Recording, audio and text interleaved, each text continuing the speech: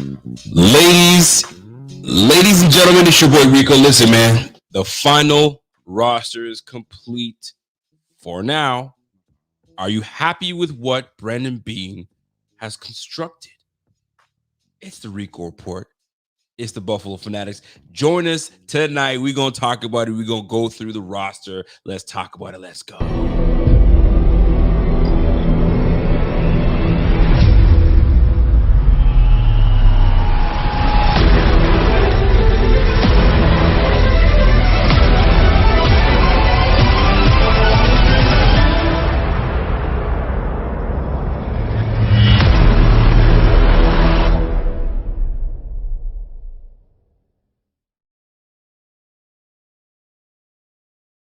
The Rico Report brought to you by the Buffalo Fanatics. Let's go. Welcome. Smash that like while you guys tune into this room. If you are not a subscriber, shame on y'all. Subscribe to the channel. Let's get this thing popping. And if you are on my Facebook crew, salute to my Facebook crew. Do you know what to do? Share the link. Let everybody get into this bitch and let's get this thing going. So, folks, we've been waiting for this day. We've been waiting for this day for some time now. We've been speculating. We've been trying to guess and prod and figure out who's going to remain on the roster, who's done enough in offseason, who's done enough in the preseason. And it's all said and done, folks. And things materialized the way we thought they would, right? I mean, not many splashes happened. Brandon Beane decided to make a little splash of his own, a minor splash, but something that, I mean, I'm going to say that I've been calling this for weeks now. And if you guys have been listening to me for a while now, there's only so many positions you can keep on this team, specifically on the defensive line. And right now, in the moment, it was between Boogie Basham and Agent Epinesa. I mean, we all know what the deal was. On the edge, you already know you got Leonard Floyd. They like Shaq Lawson. They brought him back again. And obviously, Von Miller coming back. And then obviously, Boogie Basham. So now you got AJ Epinesa and you got Boogie Basham. You can't keep them all, people. And you just brought in Puna Ford. It's a numbers game, right? And the interior line seems to be where they want to beef up and really control the line of scrimmage. And that's where you want to control the line of scrimmage. They brought in Puna Ford.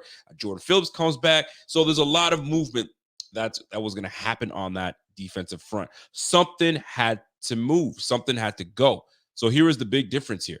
Allegedly, there were a couple teams or several teams looking into both AJ Epinesa and Boogie Basham. I call cap. I don't think anybody was looking into those cats. I think these guys were waiting for someone to get cut.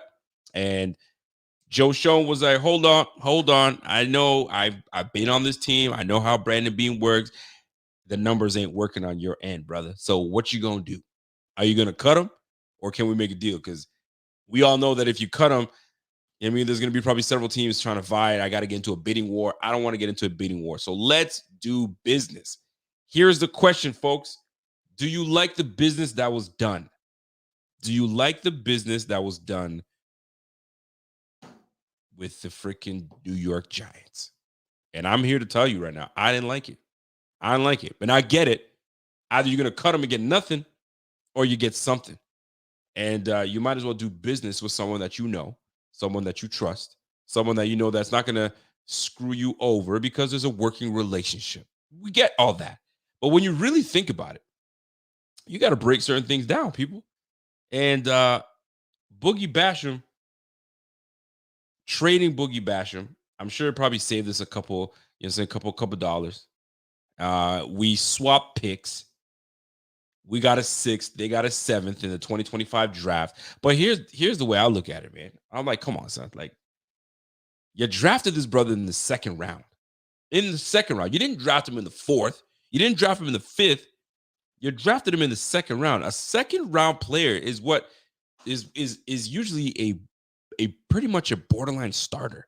You draft a second rounder to jump in there, and he's pretty much got a position locked down, right? Your first round, if it's not a quarterback that's probably got to sit behind a veteran guy, you're pretty much you want your first rounder to start immediately.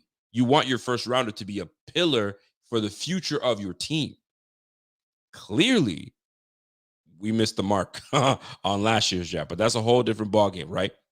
But we're talking about Boogie Basham at this point. And Boogie Basham, he wasn't a terrible player. But let's go. It goes beyond that. Let's go back. Let's go back to what 2021 when we brought him on. You brought in Boogie. You draft Gregory Rousseau from Miami. All right, we solidify the line. You know that Addison is about to leave. Mario Addison is about to leave. You know that Jerry Hughes is about to leave. So you got to at least replace one of them. No, Brandon Beane is like, I'm going to replace both because both those guys are leaving. So I'm going to have the youth movement move right off the bat. Did you really have to, though? Because, I mean, everybody's been talking about it for years now. We've been talking about it for years now. I mean, at least a couple years, right? Where if you just didn't take Boogie Basham, you had a very good center in Creed Humphrey. And Creed Humphreys is doing great things in Kansas City. But we sitting here bullshitting and moving on from a defensive end that we drafted not long ago to just give him away to the freaking Giants for a 6th round pick. Fam, there comes a time where you like, I love this team. I love Brandon Beane. I love Sean McDermott. And in the NFL, you're going to have some L's. You're going to have some wins. But when we look at what we've done with our 2nd round draft picks in recent memory, it's not a good track record, people. It is not a good track record. And I like Brandon Beane. Don't get me wrong. I'm a big fan of Brandon Beane. Brandon Beane's that dude. He's still big baller Beane to me. And I know there was a joke made today. I'm not going to say who made the joke. But the joke was, are we calling Brandon Beane? I'm not even gonna go there unless he tells me I'm cool to say it because I'm not trying to throw no shade. But I'll hit that in another moment. But here's the deal. Here's the way I look at it, man. You look at the 2nd round draft picks that my man Brandon Beane's been hitting on, right? And I gotta pull up my tweet that I did earlier. And I didn't really do too much digging, really. I just like, what draft picks has Brandon Beane and Sean McDermott been a part of? And what do they do with it? And what have we done with our draft picks, right? So I'm sitting here, I'm like, hold on a second. Zay Jones, we drafted in the 2nd round, traded his ass. You out of here. Then when we come back and we draft Cody Ford in the 2nd round, we trade his ass. You know what I'm saying? And then we draft Zach Moss in the 3rd to pretty much take over for Devin Singletary, which we drafted in the 3rd. Both of them are off the team right now. You got Devin Singletary with the Houston Texans, and you got Zach Moss with a broken arm with the Indianapolis Colts. Traded. And then Boogie Basham traded. And then you got Kyer Elam that we drafted in the 1st round, and it's a big question mark. We don't know what's gonna take place. And we really want him, obviously, to turn around and do big things. But when you look back at what we did, those are premium picks, people. I'm not talking about, a 4th round, 5th round, 6th round pick. And funny enough, he actually hits those ones. But these 2nd round draft picks, bro, you got it. Like, we got to hit. You know what I'm saying? We got to hit. And that Boogie Basham one, it was a head scratcher, and we all scratched our heads.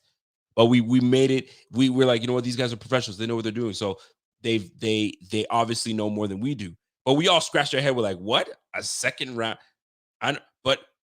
Okay, best player available, but was he the best player available? Because we had a center, we had a need in center. We could have easily picked up a Creed Humphreys, and the youth movement would have been great. Creed Humphreys would have been on the squad, and then we move on from there. But golly, man, it's hard to look back and look at the 2nd round draft picks that Brandon Beane has or McDermott has been part of, and then had to move on from them. And it's unfortunate because like those are premium picks, man. Those are premium picks, and now we're without one. And now what we got in return was a damn 6th round pick from the Giants. And the Giants are going to be in contention in that NFC East because you got Brian Dable over there. So it's not going to be a low pick. It's going to be quite high. It's going to be at least 15 and above for sure. So like we pretty much gave away. We gifted the Giants Boogie Basham. I'm going to put it that way. We gifted the Giants Boogie Basham. Yo, I don't want anybody else to get him. If anybody's going to get what we put in to draft shown, we did this together. You know what I'm saying? Maybe it was you're the one that actually wanted Boogie Basham, and I was like, you know what? Cool, I'll sign off on it. So I'm going to give him to you. I don't want him to go to the Kansas City Chiefs. I don't want him to go to the the Dallas Cowboys. I don't want him to go to the Commanders. I'm going to hook you up, Joe Schoen. Now, I'm hoping with this Brandon Beane hooking Joe Schoen up, there's something in return down the line. Because you owe me now. Because that's got to be an IOU. Schoen has got to be like, yo, I owe you, bro. Just hook me up with Boogie Basham. You know what I'm saying? Because that's the guy I wanted. He may not have worked out for you, but he'll work out for me. But golly, man. I'm speculating. I'm sure that's not the conversation they had, but it wouldn't surprise me if that was a conversation. Because if you look at it, I drafted this brother in the 2nd round just to give him back to you for a 6th round pick. Nah, fam. That's disheartening. It's disheartening. Now, am I freaking out about it? Heck no, I'm not freaking out about it.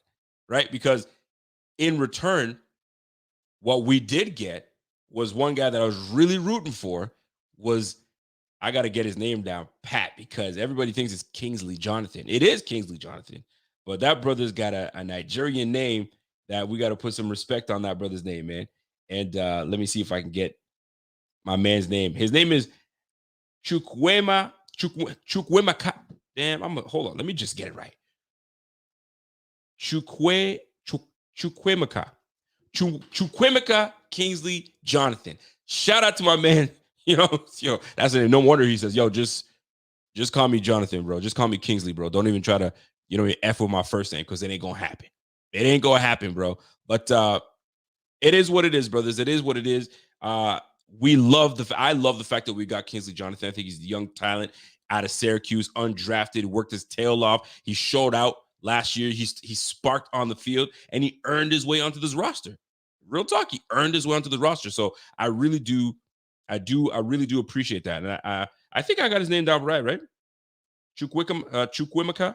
Yeah, you know it, Chukwemeka. Hey, Chukwemeka Kingsley Jonathan. That's my guy. So shout out to my man Kingsley Jonathan, and shout out to Cam Lewis making the squad. Really dope to see it. But there were some good brothers that were let go, man.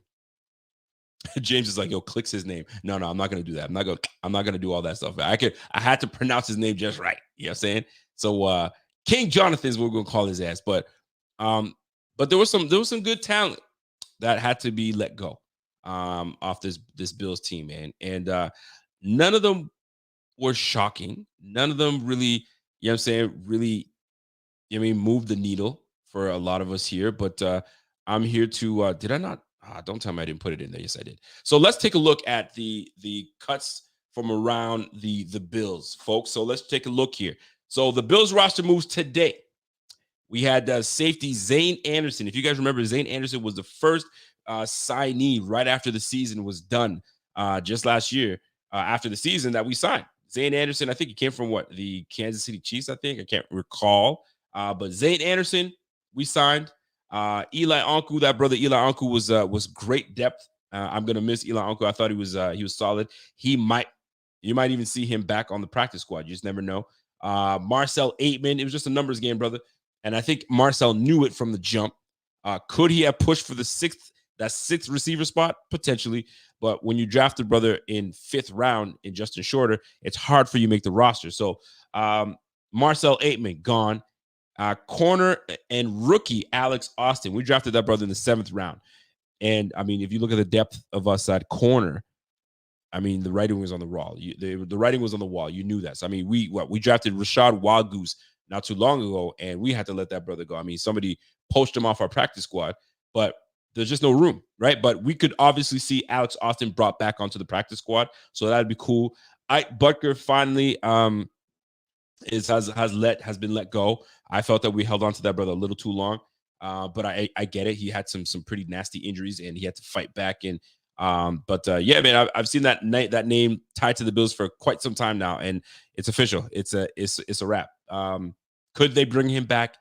It's possible, but I doubt it, because you have nice young prospects in Nick Broker that we also drafted late in this year's draft. So Nick Broker could easily be brought back. I can see that definitely happen. Kyron Brown gone.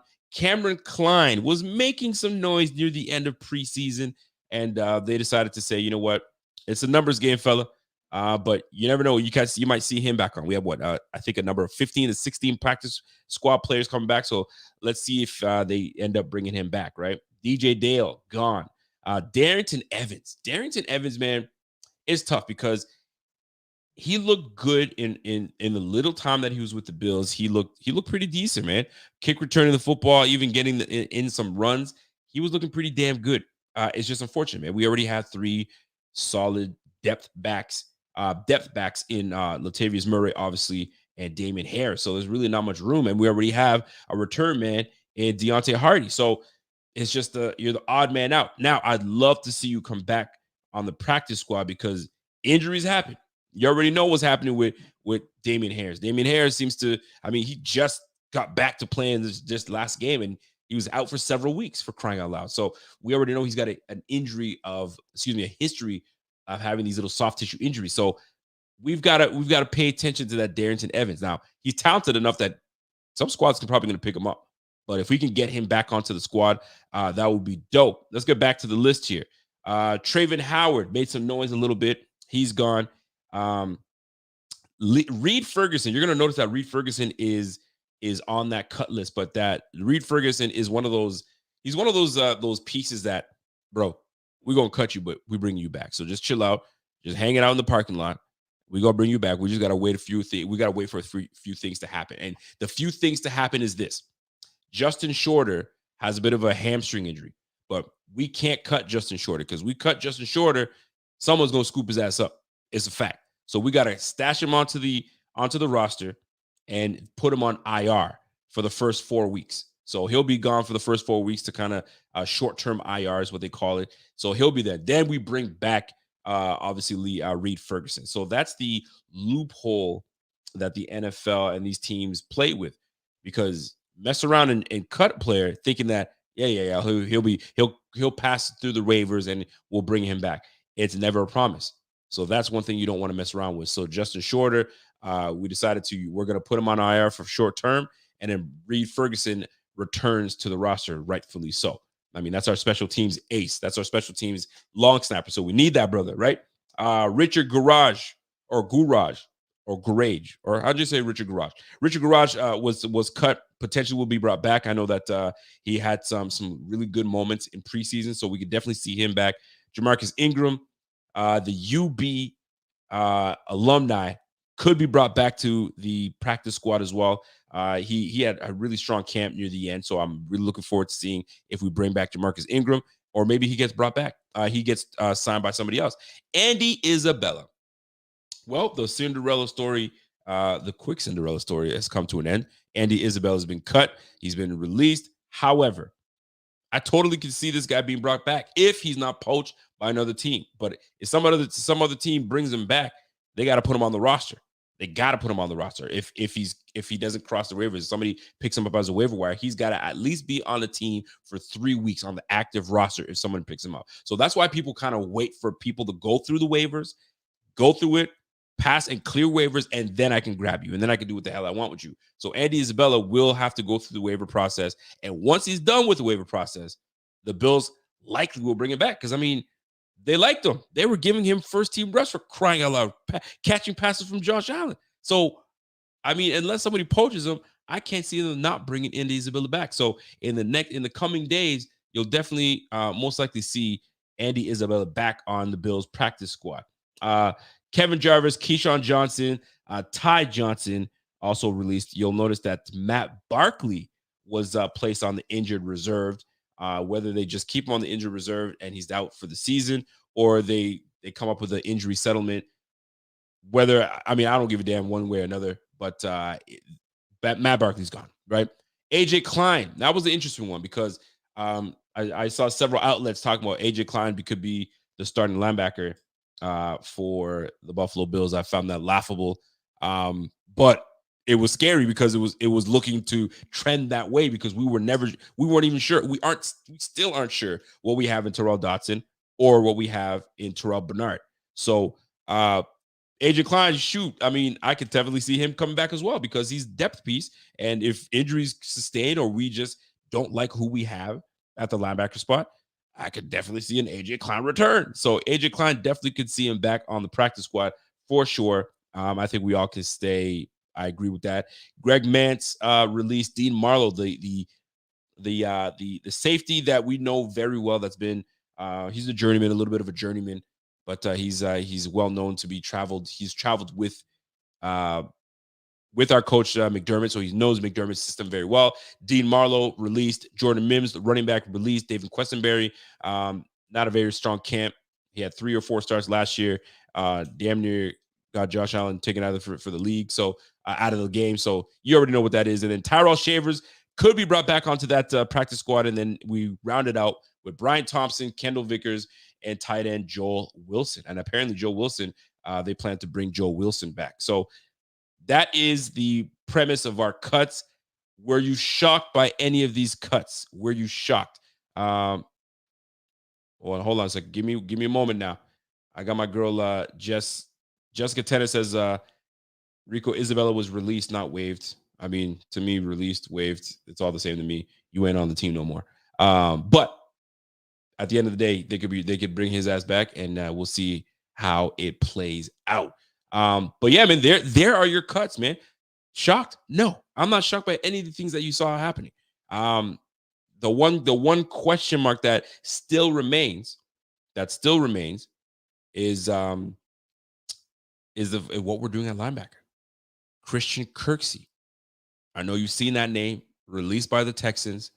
He had 124 tackles last year. He had 1 interception, and I think he had like 3 or 4 sacks, or 2 or 3 sacks last year. So production is there. But I mean, I'm not surprised if we create some room on the roster to bring on Christian Kirksey. That was a name that we were flirting with. What? Not last year? Was it the year before? I can't recall. And he decided to bypass and go for the Texans. So 2 years ago. So maybe this is the time that we reunite with our guy Christian Kirksey. So we will see about that. We did sign Mr. Jermaine Ifeidi. Here's an irrelevant but funny story. Jermaine Ifeidi is a cousin of an employee of mine. So we've talked at length about Jermaine Ifeidi. I think Jermaine Ifeidi just a couple years ago was with the Seattle Seahawks, and he's moved around since then. But these Nigerians, bro, these Nigerians are built like an ox. These boys are big. So if we get a Nigerian boy, a Niger boy on the squad, and we got him on the squad, then we good. It's good depth. It's a good depth to bring onto the squad, and he's got some experience in the league, and irrelevant story nonetheless. But Jermaine Ifeidi is the cousin of one of my former employees, so pretty cool. So it was funny because I was like, yo, he was telling me like, yeah, my cousin's in the NFL. I was like, boy, you tripping. He's like, no, man, look him up. I looked him up. I was like, oh, this guy's a big boy. I was like, okay, I see that he's been in the league some time now, so it's not like he's some scrub. All right, so let's see what's up. So Jermaine Ifeidi signed by the Bills. So the Bills just picked up Ifeidi. So in a nutshell, there's your offseason, people. There's your offseason in a nutshell. So let's talk about who made the team and what we're pleased about. So obviously Tyrell Dotson is still on the squad. Balin Spector dealing with a bit of, I think, a hamstring injury, still on the squad. I love it. Christian Benford obviously is potentially going to get that number 1 spot. Cornerback 2 spot. We don't know. We won't know until most likely when I'm saying it's time to play. And so I mean, he's probably not going to tell you for competitive purposes. I'm not going to tell you who we got at corner, but I like the odds of Christian Benford starting. But you know what? We can be happy to know that it's either Dane Jackson or it's going to be Christian Benford, and then we've got solid depth in Kyer Elam. So we'll find a way to get all these guys on the field, if not rotate, and we'll put guys in the best position to succeed. And that's what it's going to come down to, right? So let's go through the offensive side of the ball so we can kind of solidify what we got on this squad here. So here's the deal. Obviously, our general, our leader, Josh Allen, obviously is going to lead the way.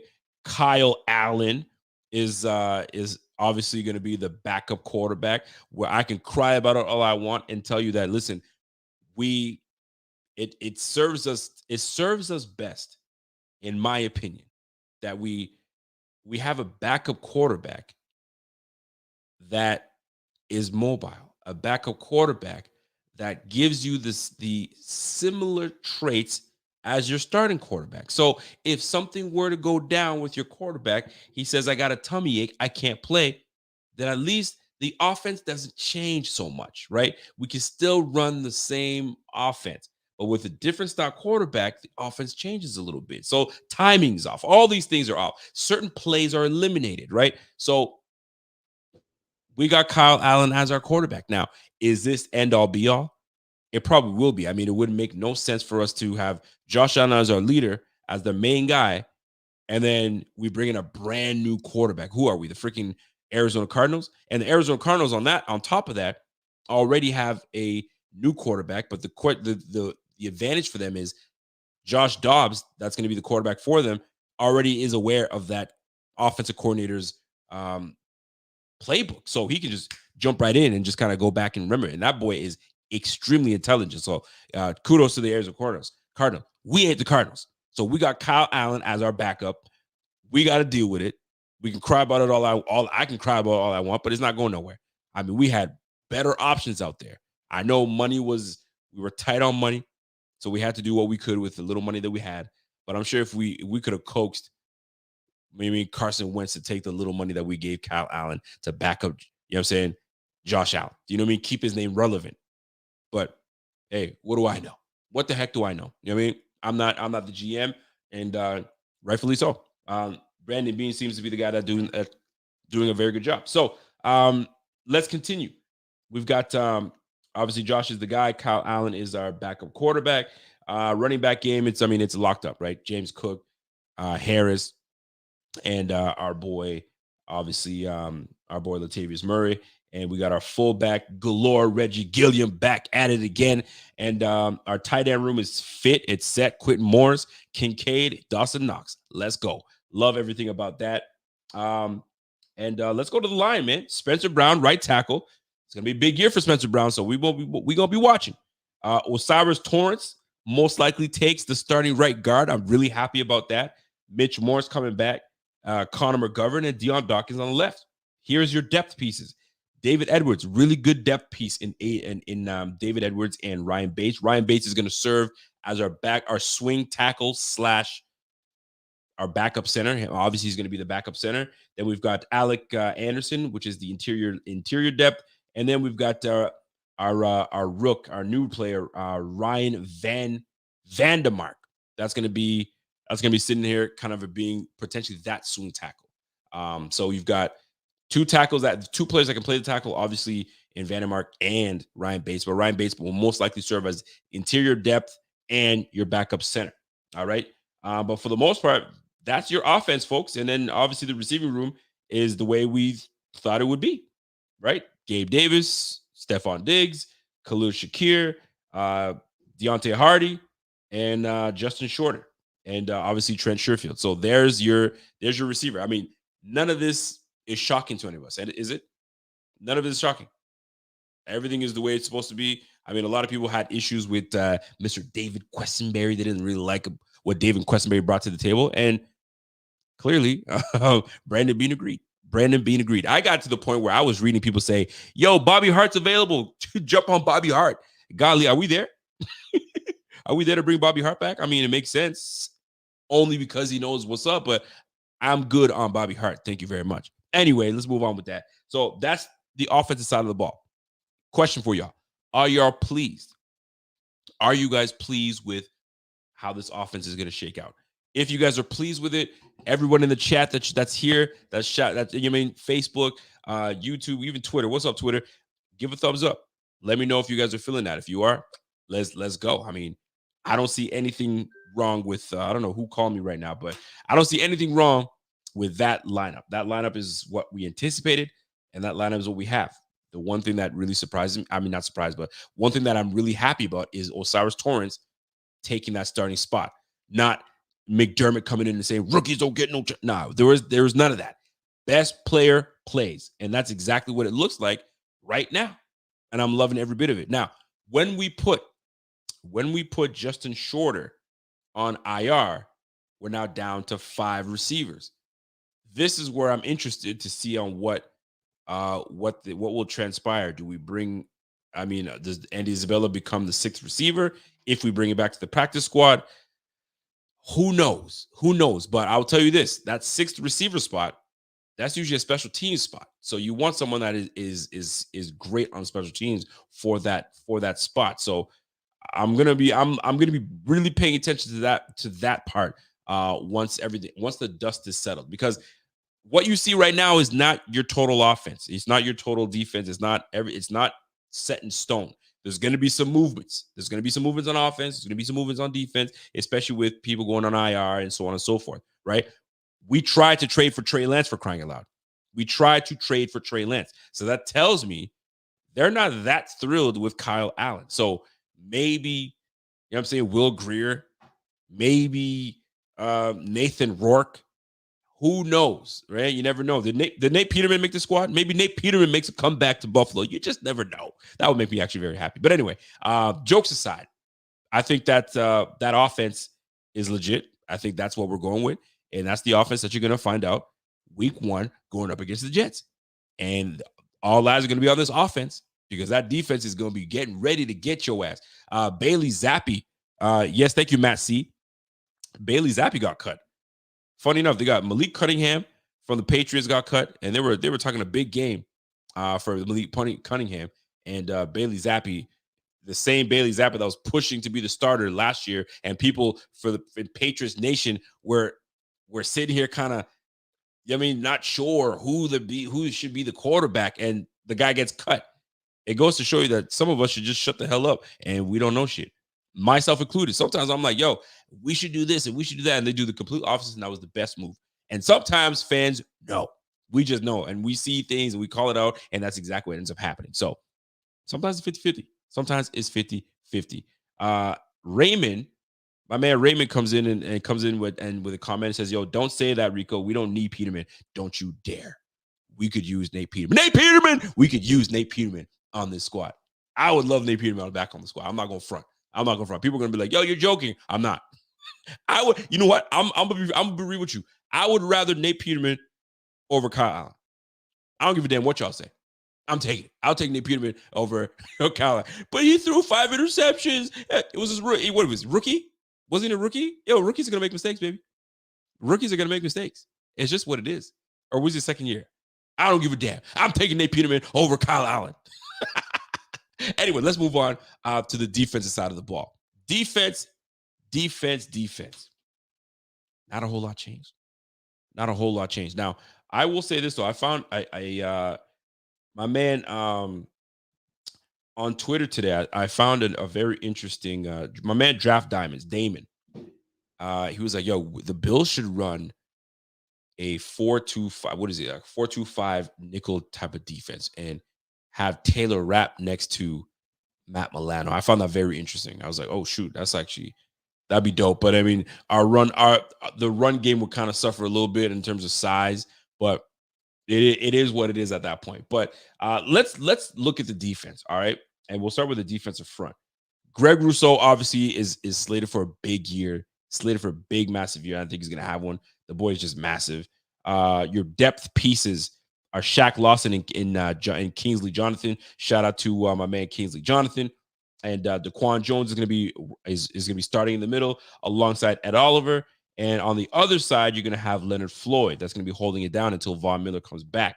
AJ Epinesa makes the squad. Listen, folks, 6.5 sacks last year by AJ Epinesa. Most folks will be like, what? He had 6.5 sacks? Yes, the heck he did. A quiet 6.5 sacks. And I feel that he's going to build on those 6.5 sacks. So I think that was what potentially set him aside from Boogie Basham. Obviously, Boogie Basham's got 2 more years left on his contract, and AJ Epinesa has the 1, so maybe that was strategic. But on top of that, it just made sense. You had the more productive player in AJ Epinesa, and I feel like he's going to build on that this year. So shout out to AJ Epinesa making the squad. Jordan Phillips and Tim Settle rounded out alongside Poona Ford.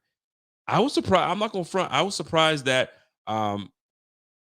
Jordan Phillips made that squad because he was out for so long, and then he finally came back. Now, question is, who would I have chosen over Jordan Phillips? I mean, I'm not even too sure, to be honest with you. Maybe that was the right move to have, or maybe we kept Boogie Basham. Maybe that probably would have been What do we do? Are we keeping Jordan Phillips? Okay, if we're gonna keep Jordan Phillips, that means we gotta get rid of AJ Epinesa or Boogie Basham. And Boogie Basham is a bit of a tweener, but he's more of an edge rusher, run stopper. So I think it was just easy to say, well, we already have a run stopper, experienced run stopper, and very good at his job, and obviously Shaq Lawson. So it made Boogie Basham expendable. So that's why we moved on from him. But so Jordan Phillips rounds out and makes the squad. And shout out to Jordan Phillips for making the squad. Real talk. Let's go to the linebacker room. I mean, it's really simple, right? Matt Milano, Terrell Bernard, rookie Dorian Williams, Tyrell Dotson, Tyler Matakevich for special teams purposes, and Bailey Spector, most likely, you know what I'm saying, special teams. I mean, that's what it's going to be. So we kept 6 linebackers. We typically do keep 6 linebackers, but pay attention to that. It'll be interesting to see if they decide to say, you know what, Christian Kirksey, come on down. Now we got to make a move. So that's why I say the dust hasn't fully settled yet. We got to wait till people cross, you mean clear waivers, and then we're going to start to see some movement. So it's not over and done just yet. All right. And then let's move to the cornerback spot. Tre'Davious White obviously is going to be holding it down alongside Christian Benford. And obviously you've got Kyer Elam, Dane Jackson, and our nickel corners, Teron Johnson, Saron Neal, and my boy Cam Lewis makes the squad. 2 guys that I really wanted to make the team this year was Kingsley Jonathan and Cam Lewis, and they found a way to get Cam Lewis on that squad. I'm really happy about that. And our safety room is pretty much set in stone. Jordan Poyer, Micah Hyde, Taylor App, and DeMar Hamlin. I mean, it wasn't going to shake up. I think it was going to be the same. D. Marlowe was battling an uphill battle at the time, but to be honest with you, that's your roster. That's your not much change. I mean, a lot of these, the team is already pretty much set. Like I'd say like 85% it's set. They know what they're going to do. And there's a few tweaks that they got to make. For the most part, if I were to ask you who makes the squad and who is going to be starters, I think all of us would have probably just said, here it is. This is what I see. So shout out to the Bills for making their cuts and making it's tough, man. And it's tough. And I gotta touch on something, man. And we make crack jokes on players getting cut and he wasn't good enough and so on and so forth. But we got to look at the human side of it. And this is real talk. These players, and I remember Josh Dobbs, the quarterback, the now quarterback for the Arizona Cardinals.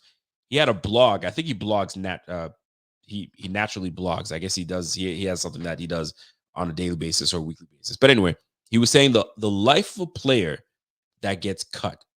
What do you do? Where do you go? What are your plans? And when I thought about that, it gave me anxiety. If any of you guys have been in this position, I'm sure we all have been, where you had to move from one apartment to another, from one house to another, from one state to another, from one province to another.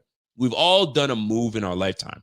How stressful is it when you have to move? Because now you got to find people to help you. Now, if you don't want to pay for movers to come, you got to have family and friends come in and box up and move things and pack the truck up, all that good stuff. Now, think about these players, man. These players come in for a shot to play in the NFL. And you're on pins and needles, not knowing if you're going to make the squad. Maybe you're going to make the squad. Am I paying rent month to month? Did I just pay a whole lease? Am I living on some veteran's couch because I don't know if I'm going to make the squad? Like there's so many things that's in the background that we just don't know. And think about it, there are 90 of these guys on the squad. You know what I'm saying? And what 27 of them gotta go. 27 players gotta go. And now you're sitting here trying to figure things out. Like think about it. Boogie Basham. He's been here the last 2 years. So now he's traded to the New York Giants. He's got to pack his stuff up real quick, get going. It's stressful. Now think about a guy that's not as established as Boogie Basham, that didn't get drafted. That's just an undrafted guy. That is tough. So you got to give shout out to the guys that are dealing with that aspect of the game, right? It sucks because now you're like, what the hell do I do now? If I don't have a great agent, what am I doing? Do I go back to regular life and doing stuff? Like, fam, like the punter I think he made the Chargers team.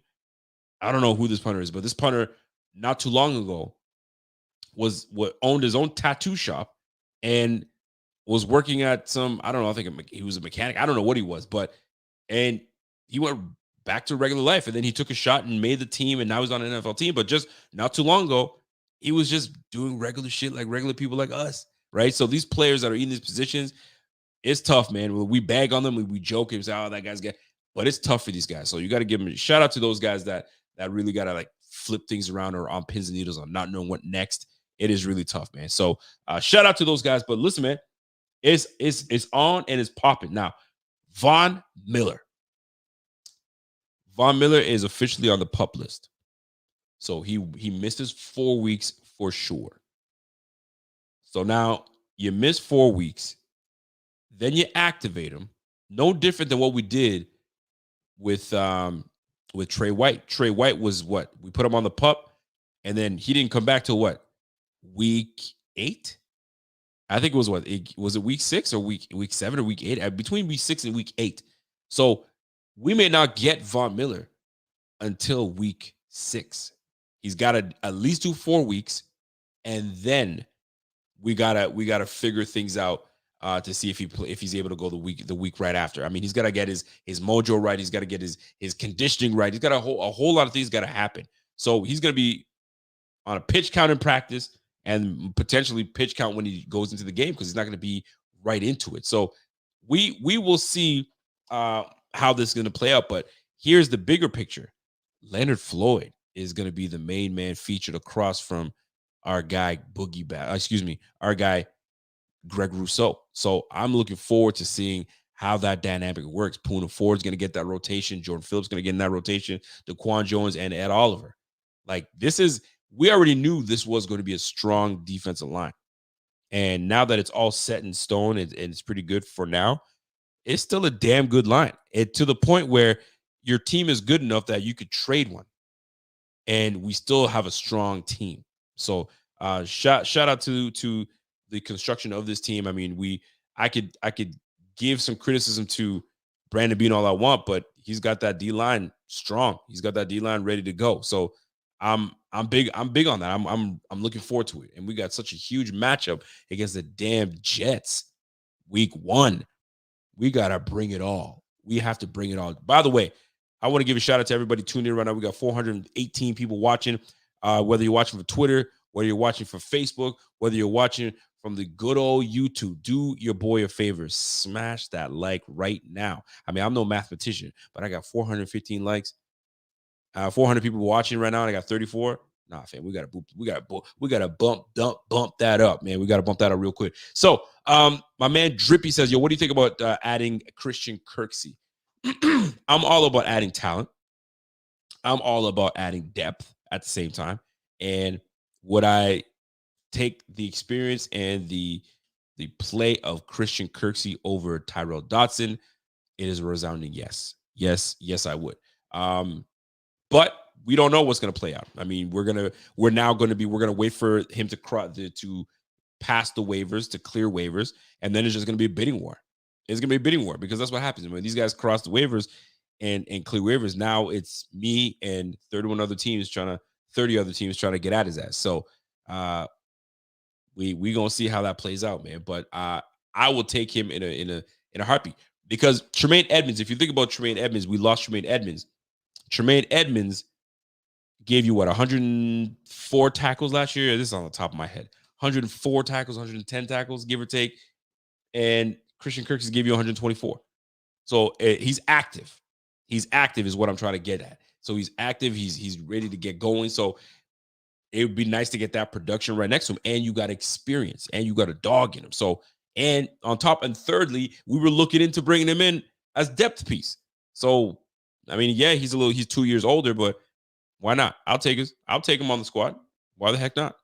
If it makes us better, let's roll. I got a super chat coming in from a man, Juice Express. What's up, Juice?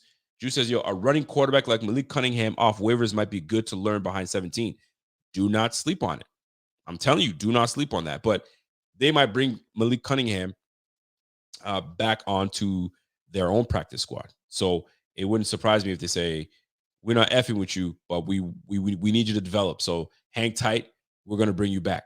But he might look at it like, "Yo, fam, you cut me and you cut Billy Zappi. So I'm not trying to, I don't want to be part of Patriots way.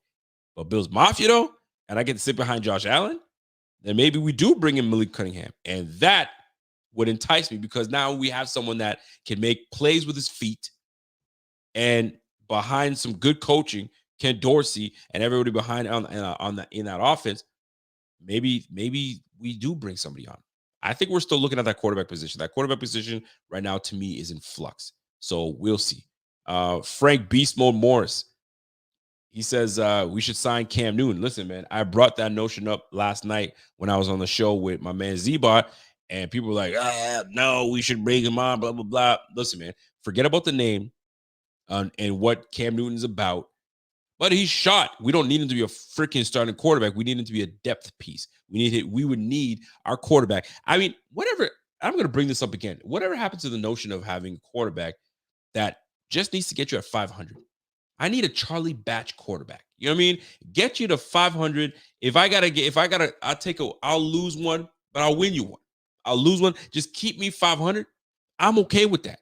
And if you can make plays with your legs and you're creative, why not? And Cam Newton wouldn't be able to do that. Cam Newton couldn't come in as depth piece and stick behind Josh Allen and be the leader in the locker room. You have two big leaders in the locker room. People get too caught up in the name and too caught up in the hype and all. Yo, he's a backup quarterback. He ain't gonna touch the field. Why not? No, we shouldn't have that. But to me, if he's available, I would call. I would entertain it. But Kyle Allen doesn't do it for me. But what do I know? I ain't that dude, right? Carson Wentz, I'd freaking bring Carson Wentz. I'd even try to trade for Coral from the Panthers. I'd even try to trade for Matt Mariota, but I'm not trying to give up assets either. So we got to wait for people to get cut. We got to wait for a whole lot of things to happen. So let the dust settle and let's see how this plays out. Because there's still some moves that I see McDermott and Brandon be making. There's still some moves that I see them making. So we'll see how that plays out. Right now, we are 38 minutes into the show. I don't plan for this to be a long one. So if you guys have any questions, concerns, and you have you have a bone to pick, this is your time to shine and let it pop right now. So Triple OG John Yotis, what up, Johnny? Johnny, I haven't seen you in a long time, man. I see you in the chat, but we haven't spoken in a long time, man. A depth QB needs to be able to throw the ball. If his best game is to run, you alienate your wide receivers and tight ends. The D focuses on the run.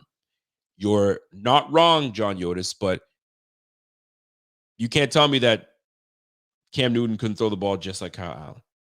On top of that, and run. You know what I mean? So, but you're right, though. I wouldn't want to bring a sole running quarterback. I wouldn't want to do that because that doesn't help us if my man were to go down, right? When we brought in a guy like Mitch Trubisky, that was perfect. You know, Mitch Trubisky can throw the football, and you know, Mitch Trubisky can get out of a pinch if he needed to. So that's the way I look at it. But yeah, man, I don't mind that. I'm not mad at that at all. Somebody said I hear Kaepernick is looking for work. They would never. I mean, Kaepernick is, listen, he's been out of the league too damn long. It ain't gonna happen. It's a wrap. You know what I'm saying? He could have maybe the USFL, XFL, maybe if he really wants to play, he'll do that. But it's not gonna happen, man. It ain't gonna happen. But we just signed OT Jermaine Ifeidi. Yes, I'm well aware. I know exactly who that is. And I just shared a story that I actually I'm his the supervisor to his cousin. So yeah, man. And that's my guy, Emeka Ifeidi. Emeka Ifeidi is my guy right there. So let's keep it rolling. Because there were some cuts around the league that raised some eyebrows. Hold on, I just got to get to my page that I had them, and now I lost my page. So let me find my page, and then we can get this thing popping again. But here we are, man. The roster cut downs. There were some obviously the Billy Zappi one didn't work out. They let his ass go. They obviously let Malik Cunningham go. The Colts, they didn't find any trade partners. Like, I don't get it, man. You want nothing to do with this dude. You don't want to pay him. But I also know this is a business and you can't just give him away. But now you're going to have him sit on the shelf for 4 weeks. He doesn't play. He don't want to play for y'all whatsoever. Like, find a trade partner and get rid of this brother. Just don't do it to the AFC East. I'm just hoping that somebody somebody somewhere jumps in and says, yo, I'll take him off your hands. Just don't allow him to go to the Dolphins, because he goes to the Dolphins are just going to be that more potent. They're going to be that more potent. And we can't have that. We already have the Jets that we got to deal with. And I'm not trying to deal with more firepower from the damn Dolphins. You know what I'm saying? Because, like, listen, we've had enough. Everybody wants to come to the damn AFC East. It's about time that we close the door on the AFC East and I go find some other division to go to. Knock it off already. Just knock it off, man. So, I mean, this is just what it is, man. It's just what it is. But yeah, so my guy, Jonathan Taylor, no trade. He's still on the he's still with the Colts. I don't know what they're gonna try to do. So we'll see. Now, is it too late? Are they still trying to figure some things out? They probably are, but the Colts are gonna try to make it as difficult as possible. They're gonna try to make it difficult as possible, and I can totally see that. Joseph Riley, what's up, man? So how does show love? He has a lot of viewers. He's acknowledged me here, and I don't do super chats. I don't know. Somebody complained that I'm not listening to them and I'm not answering their questions. Listen, guys, we have over 400 viewers right now, and the comment section is going wild. I'm trying to interact with you guys this way, and I'm trying to look at my information here. I mean, bear with me. I mean, I'm not a guy that's like, yo, give me the super chats. And now I don't do that. I try to read as much as I can. If you happen to give me super chats, I'm blessed for it, and I appreciate it. But I try to answer as many people as I can.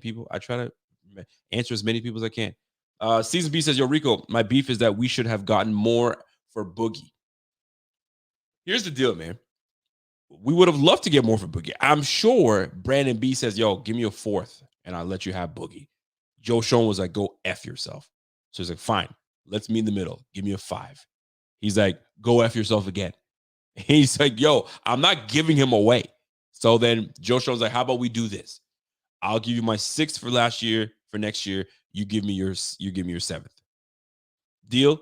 And I'll sweeten the pot later on if you need something from me, because I might be making some cuts. I'll call you first before I make anything happen. That's how these things probably go down. Because if I'm a GM and I have good relationships with other peers or former colleagues, I'm going to keep relationships that way. And I'm going to have those type of conversations. So sometimes you got to scratch my back and I'll scratch yours. I may not need the scratch right now. I might need it later. I might need it week 6 or week 7 or right before the trade deadline, week 8, before the trade deadline, and then we could talk about it. You know what I'm saying? So right now, I'm going to scratch your back a little bit. I'm going to scratch yours. I'm going to give you a player. But when I come calling for my scratch on my back, you better answer. And that's probably how it goes down in these conversations, right? I can tell you right now, you're not going to find, and that goes the same thing for agents, right? Dealing with other GMs, dealing with agents, right? We had a running back that was supposed to come to us, and the agent just pulled a U-turn, McKissick, and was like, nah, I'm out of here. And that agent pulled the rug underneath from Bean. So Bean probably has him on a short list. I'm never effing with you again. I don't care what player you got. Don't even talk to me. You and I will never do business again because you're not ethical. And sometimes you got to be ethical. And that's the way things move around in this league. I'm sure of it. Because if I was a GM, that's exactly how I would hold it down. I really would, man. So that being said, I mean, what else is out there? What's going on out there? Matt Barkley, obviously, we released Matt Barkley. Does that do anything? Nate Peterman obviously got cut. Does that you know what I'm saying, entice any of us? We'll see. PJ Walker might be available. He's got some wheels underneath him, and he could throw the football as well. But for the most part, man, I mean, there's not really much to write home about. So this is an opportunity for you guys to really vent, ask questions. If there are free agents out there that you feel like, okay, this might be the one that I'm trying to hit right now. Here it is. Here's your opportunity. Guess what? Chiefs and Chris Jones still haven't been able to freaking work things out. Their elite defensive tackle is planning allegedly not to play a single down until he gets a new contract. Guess what? When you've won championships under your belt, when you're Andy Reid, you can say what the hell you want. And Andy's like, yo, his people hasn't even called me. So as far as I'm concerned, I got business to handle. He does what he does. We do what we do. I'm paraphrasing here. But listen, if Chris Jones ain't playing by the time we play the Chiefs, Hey, he is a thorn in our side. He is a pain in my ass, right? So if we can make something happen, shoot, why the heck not? You know what I'm saying? We can get a dub, quick dub in Kansas City against the Kansas City Chiefs without Chris Jones. It would be a lovely situation, but they'll probably end up working it out because I mean he's too damn good for you to sit there and not pay that brother. You need to pay that man. Chris Jones is too damn good for you sitting here bullshitting around and not letting this guy get his licks in. You know what I'm saying? So we'll see how that plays out. By the way, Trey Lance seems to be getting a lot more buzz. Now the fact that he's now a Dallas Cowboy. Some people, I swear, man, would y'all say that Dak Prescott is absolutely one of the most disrespected quarterbacks in the league? This brother is just I'm telling you, just before he broke his leg and that gruesome ankle break or whatever the hell he broke, he was carrying the Dallas Cowboys. If not for him, these guys would have been buns. And then you found out how buns they were when he did get hurt. So the man comes back and he still gets poo-pooed on. They go 12-4 the last couple of years. He's still getting poo-pooed on. And then they bring in Trey Lance. And here's the funny thing.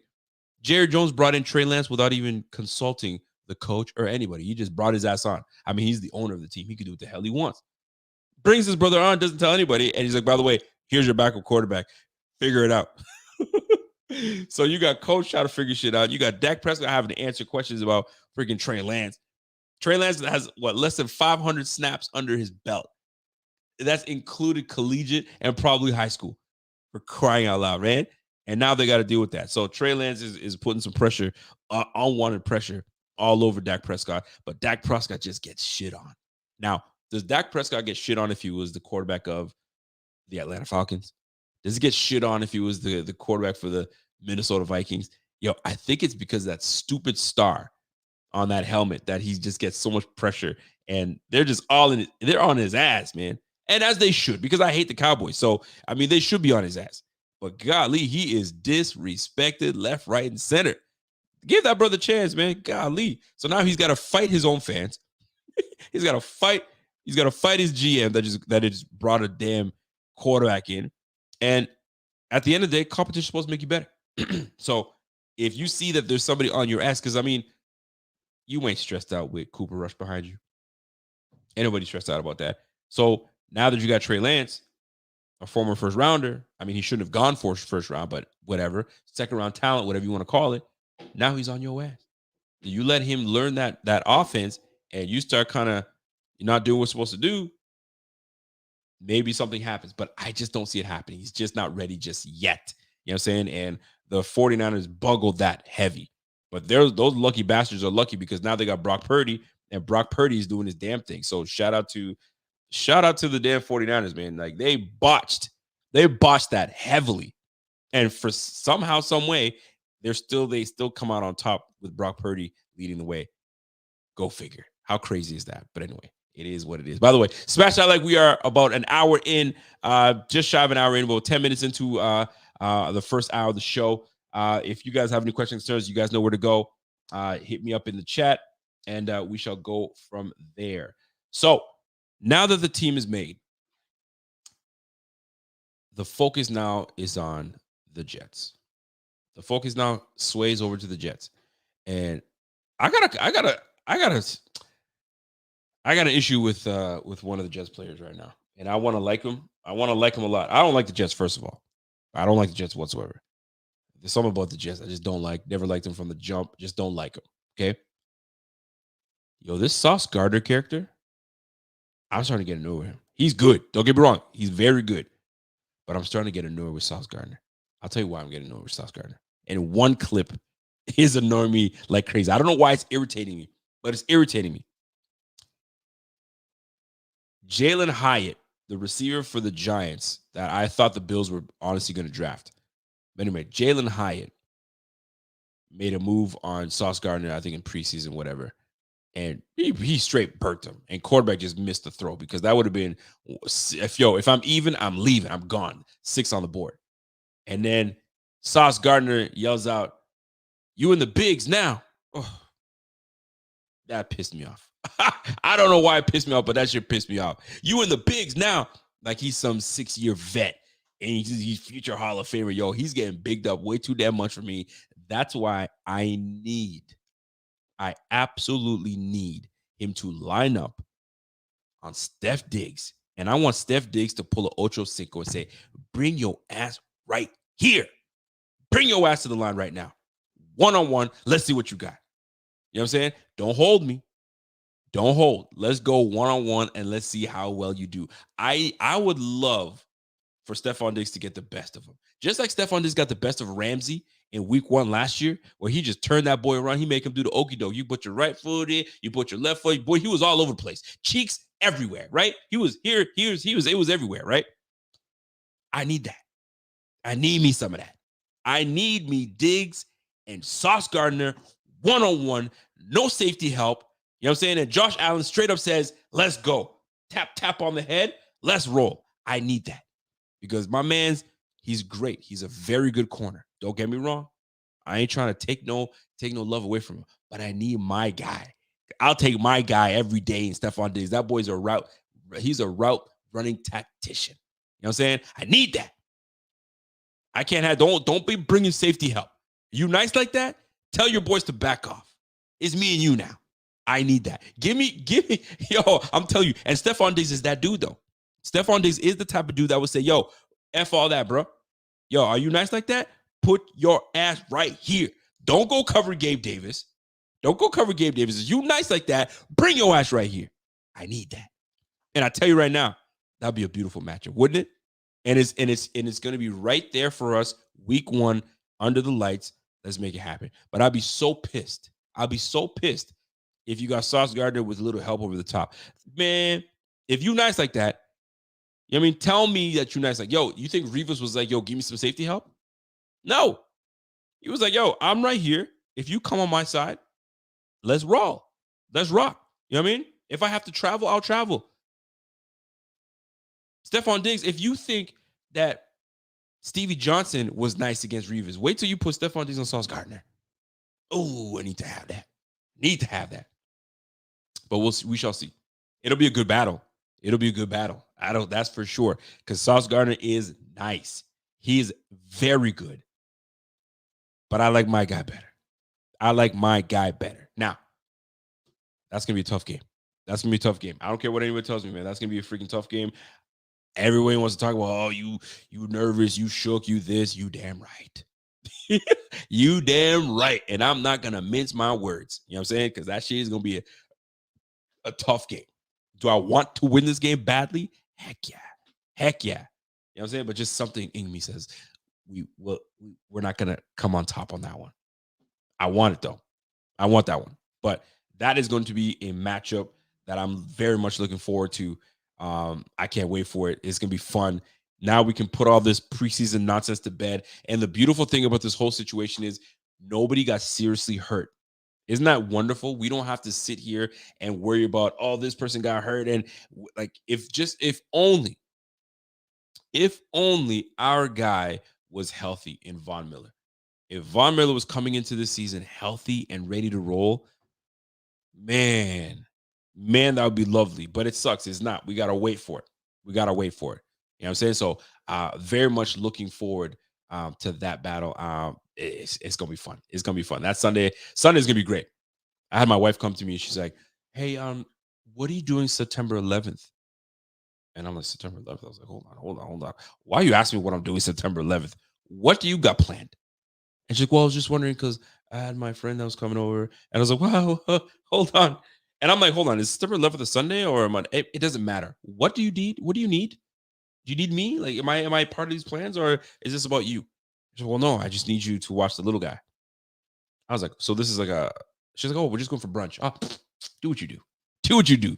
But if she was like, we're going for dinner, we got dinner plans on September 11th and I need you there. Yo, here are your papers. Rico divorcing wife because she's asking me to skip Monday Night Football to go for dinner. Here with that. No, I wouldn't. She would never. She would know better. But could you imagine?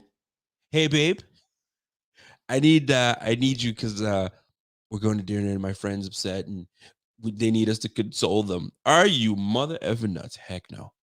Heck no. Or they can come and watch the game while we console while I watch this game. But there's no way I'm stepping foot into a restaurant to sit there and watch. You know what I'm saying? And boo hoo hoo here. No, we're not doing that. Thank goodness it was just brunch. Thank goodness it doesn't affect me. Thank goodness she knows better. Because I tell you, we gonna beef.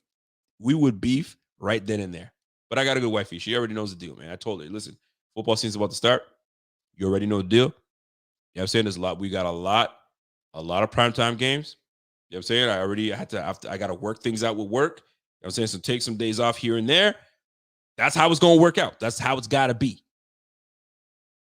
And I already told people from work, man, hey, man, don't forget, yo, when football season starts, if you see me not on a Monday or you don't see me on a Thursday or, you know what I'm saying, or Monday night, or you don't see me Tuesday next day, you know why. You know why, because my Bills are playing.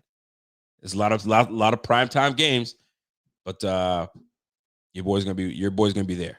Now, I do want to catch a home game in Buffalo. I'd love to, but it doesn't seem like it's gonna happen. So we'll see. But no, you never say never, man. You never say never. Now, I've been offered a couple games. Yo, I'll pay for you if you come. So I'm still weighing those options out. But here we are. But I'm looking forward to this Jets game. I am very much looking forward to this Jets game. I can't wait. I can't wait. Hold on? I got Jimmy.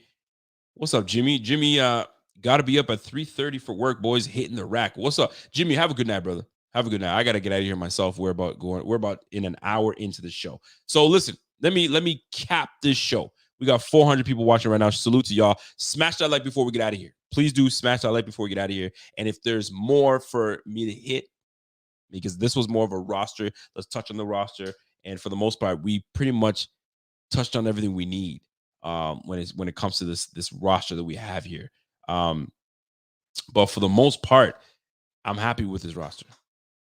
I'm happy with it. I mean, Kincaid is going to be coming in and really making a difference on this offense. He has to make a difference. He has to. He's got to be he's got to be the difference maker. We drafted him in the first round. We got to take the kid gloves off. And I personally don't think we will put kid gloves on this brother. I think we will make sure that we get the most out of him. And I think it's going to be fun. And I'm going to tell you right now, and I've said this before, I'm going to say it again. There's going to be a game. I don't know which one it's going to be, but I think it's going to be within 6 weeks. Within 6 weeks, there's going to be a game where it's the Kincaid game. And this is when we're going to know Kincaid is born. And when Kincaid is born, it's going to unlock another level to this offense. It's going to unlock another level to this offense. Now, James Cook is going to be getting his. Then you're going to see Gabe Davis going to be getting his. Then Dawson Knox is going to be getting his. There's going to be a whole lot of things happening for this team with the emergence of Kincaid. But it has to happen. If Kincaid doesn't come in and do what he does, the offense won't be the same. I mean, we're still going to be potent. Don't get me wrong, but he's supposed to unlock everything. And I think that's what's going to happen, man. I think that's what's going to happen. So we'll see. We will. It's going to be fun. Let me just put it that way, man. What's up, Only MP7? What's up, man? He goes, Rico, I might have missed it, but how confident are you in this O-line? I'm not. Let me put it this way, man. I'm not like, oh, I'm shook for this O-line. I'm not like, oh my gosh, like I'm not happy with this O-line. I don't feel that way. And I'll tell you why I don't feel that way, because the fact that we have a young and upcoming player in Osiris Torrance on the right side, I think his skill will help Spencer Brown, hopefully, right? Mitch Morse, obviously, he's the vet in the building. He's a vet, obviously, on this offensive line. Then you've got another veteran guy in McGovern. So we don't have like old pieces on the team like Roger Saffold that just wasn't it. So we've got some youth on there, and we've got a mix of some veteran leadership on there. So I'm not worried about it. It's just a matter of Josh just settling down, trusting his guys, and once he settles down and trusts who he's got in front of him, and he can be himself, it's game over. I'm not worried whatsoever. I think he's going to do what he does. That's what Josh does. Just don't bail from the pocket too soon, Joshy. We'll be just fine. We're gonna be all right. We're gonna be all right. Rico Tommy Doe did get injured out of the season. Yes, he is. He's done for the season. He had a really bad injury. And shout out to Tommy Doe, man. It's a tough one, very tough one. What's up, Rev? My man Revy Rev. Rev says, "Yo, which Bills players are y'all drafting in your fantasy league? Diggs, Allen, or Kincaid?" Well, I'm gonna tell you something, man. I just had a draft, and so I didn't want to do this draft, but it was a whole bunch of guys in my neighborhood, and I'm new to my neighborhood. I'm 2 years into my neighborhood, and they found out that I do a podcast and I'm a big Bills guy. They're like, "Oh, this guy must know all this stuff." I'm like, I'm okay. You know what I'm saying? I did win my fantasy league last year, so I'm okay. So I'm like, and whenever you're playing with guys that don't know much, you wonder how much they're going to let you take advantage of them. You know what I'm saying? I know there's one or two guys in that league that know their shit, right? So let me tell you what my squad looks like before I get out of here. So I'm with Yahoo. I'm not a Yahoo guy. I'm a commissioner in my own league of Sleeper. I do the Sleeper app. But look at my squad, bro. Okay. I got Josh Allen as my quarterback. I got Justin Jefferson as my receiver. I said, what? Y'all let me get Josh Allen and Justin Jefferson? Fam, you're done. You're done. That's easy money, right? Anyway, let me continue, right? So Josh Allen, Justin Jefferson, I got Terry McLaurin. I got Jones from Aaron Jones from Green Bay. Then I took Kenneth Walker. Then I wanted to take Kincaid, but I was like, they don't know about Kincaid, so I'm gonna wait till later rounds. I waited too late. They grabbed Kincaid. So what I did, I took Mayer from Las Vegas. He's gonna do work, right? George Pickens, they let me get George Pickens. And then here comes my depth pieces. I got Khalil Herbert. He's gonna get most of the touches, no doubt about it. I got Odell Beckham. I got Zay Flowers. I didn't want to go back-to-back Baltimore players, but he was there. So, and I might use that as trade bait later on if they're like, oh man, I'm dying. I need someone, right? Zay Flowers, Odell Beckham. I got Raheem Mostert. Then I got Rasheed Rice from Kansas City. Then I got Hunter Renfrow. And then I took the Pittsburgh defense. Fam. I wanted to get Tyler Bass too, and those jackasses took Tyler Bass from me. So it's fine. But fam, I'm going to kill this league. And if I don't kill this league, shame on me. Shame on me. If everybody stays healthy, it's game over. How did you let me get Josh Allen and Justin Jefferson? It's done. It's done. It's a wrap. Anyway, so yeah, for fantasy, that's the one league that I'm like, whatever. But the second league that I'm in right now, which is a league of 14, it's a 14-team league. And I love a 14-team league because it forces you to draft and it forces you to know depth pieces. You got to know everybody's roster to know who potentially can get in there and do some work. If I don't take a quarterback early, I think I might I got nobody watching here. So I think Kenny Pickett is going to have a pretty damn good year. And if I could wait to grab Kenny Pickett and I can draft all these other studs and have Kenny Pickett late, listen, I'm going back to back. I'm going back to back like Drake. Now, we'll see. Because if Josh Allen's sitting there in the third and nobody, and I know it's not going to happen, but I'm taking him. You know what I'm saying? But we'll see. We shall see. 14-team league, that's where the big boys play. 12-team leagues, there's too many guys in the waiver wire. You know what I mean? One guy goes down, you can pick it up right up really quickly. A guy goes down in your league now in a 14-team league, you better hope you know your NFL. That's all I'm going to say. So, that being said, folks, that's my time. And I appreciate you guys. You guys stuck around and watched your boy handle business. We talked about the Bills. Let's recap. The Bills have finalized their 53-man roster. It's the dust hasn't fully settled, but for the most part, it's settled. And Kingsley Jonathan makes the squad. Cam Lewis makes the squad. Obviously, Boogie Basham was the big news for the Bills. We traded Boogie Basham to the New York Football Giants for a 6th, and we gave up a 7th. So we pretty much swapped late round picks. There are some pieces out there that will be released, and that still could be released, and cap casualties a little later. So the Bills are definitely going to be active. So Brandon Beane is definitely going to be walking around with his little bargain bin, and he's going to go bargain bin shopping again because we know we don't got no money. We broke. You know what I'm saying? So we'll see how this plays out. we'll see how this plays out at the end of the day. So, folks, that's it for me. I really appreciate y'all hanging with me, and we'll do this again potentially Friday. Actually, no, Friday we will not do this again because I promised the kids that I will be hanging out with them before they go to school next week, because there's now school week is next week. So I took this whole week off so we can hang out with the kids and do all this stuff and have a good time. So if you guys enjoyed the show, do me a favor, smash that like before you get out of here. And if you guys have not followed me on social media, if you haven't followed me on Twitter, let me put my Twitter handle up just so you guys know what's up. And you guys can hit me up, and it's all good times. Rico_BF_. Hit me up on Twitter. And if you like what you see and you like the content that we bring your way, do me a favor, smash that like, subscribe to the channel. Let's get this thing popping, and let's share this with other Bills fans. Share this with other Bills fans, and we'll go from there. I got my man Raider Rev jumping on here. Raider Rev, you trying to come on here and chop it up with us? Chop it up or what? I don't know what you're doing, brother. What you doing, brother? I don't know what Raider Rev is doing, but it is what it is. Maybe he's just there to just kind of kick it. But here it is, man. That's it for me. I hope you guys enjoyed the show. And do me a favor. If you like the show, get your microphones up in the chat. Get your microphones up and get going. Hold on. Did I forget a super chat? If I forgot a super chat, forgive me. Hold on. I forgot a super chat. Oh. Can't do that. What's up to my man, Ain't Ravens? What's up, Ain't Ravens? I see you, bro. What's good? Listen, we're gonna hook up this year, man. We got to. I always love chopping it up with you. I love what you got going over there with the Ravens. I know you happy. I know you cheesing from ear to ear. I know you are. So we got to chop it up this year, man. Shout out to my man, Ing Ravens. Let me get to my man, Georgie. What's up, Georgie, or Miss Georgie? How confident are you in the O-line versus Jets D-line? I don't listen, it all plays out in a way where if you get Josh comfortable, then it's over for the Jets. But I just don't think our line is going to be comfortable.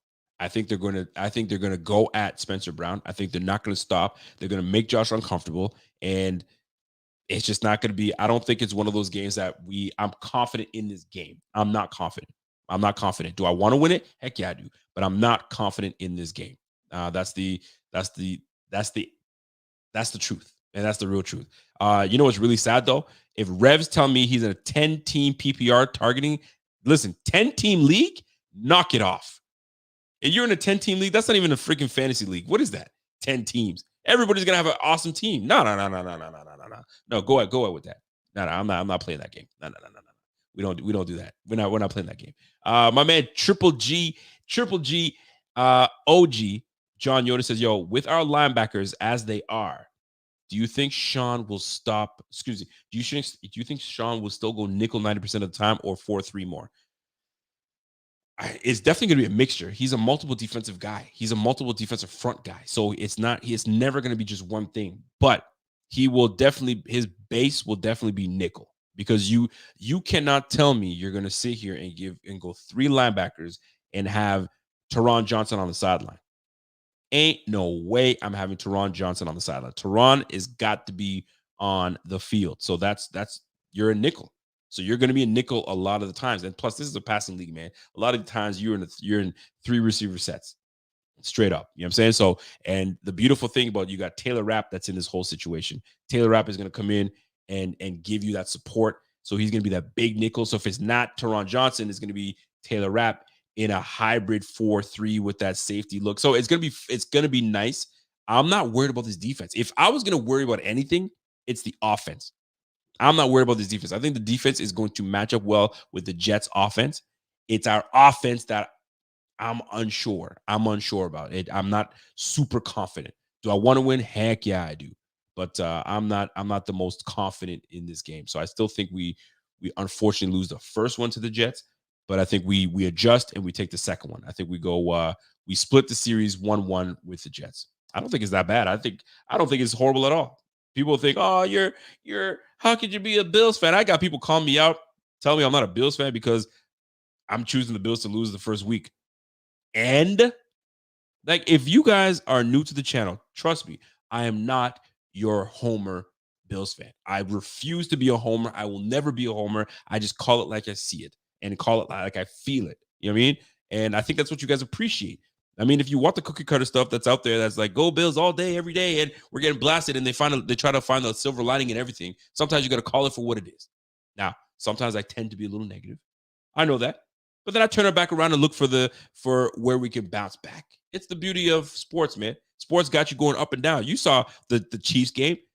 The Chiefs game has got you like this, like you're up and you're down and you're up and you're down, and that's fandom. That's being a fanatic, man. It's just what it is, man. But for the most part, I think I'm pretty fair in my assessment of the team, and I think that's why you guys F with your boy. I mean, anyway, I'm gonna leave it at that. So I appreciate you guys obviously showing out and hanging out with your boy. And questions, concerns, you guys always know where I'm at. You guys can hit me up on social media. I'm on Twitter. I don't delete any of my stuff. I leave my shit up there. And if you guys have any questions, concerns, y'all can hit me up in my DMs. And that's the way we roll. So that being said, enjoy the rest of your evening, folks. And we will catch you on the flip side. And until next time, it's your boy. And I'm gone. Have yourself a safe night. And we will catch you guys on the flip side. And it's the Buffalo Fanatics. It's the Rico Report. And we will catch you guys another time. Let's go. Have a good night. Peace.